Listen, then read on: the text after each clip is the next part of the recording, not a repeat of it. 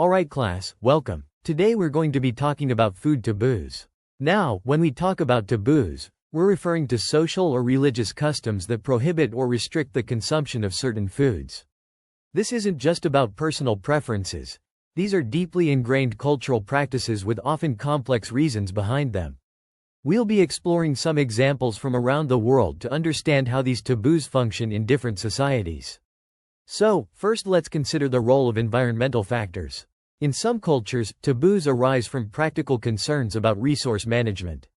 For example, in certain island cultures, there might be restrictions on overfishing of particular species during breeding seasons. This isn't necessarily seen as a religious taboo, but more of a traditional practice ensuring the long-term sustainability of a vital food source. Now, that brings us to my next point: religious beliefs. Many religions have specific dietary laws.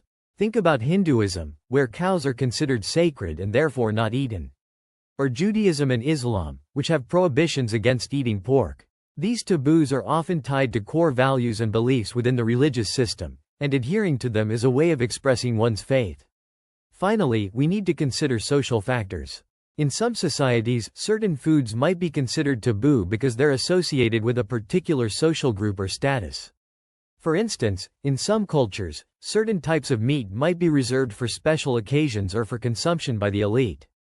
Keep in mind that these practices can evolve and change over time, influenced by factors like globalization and cultural exchange.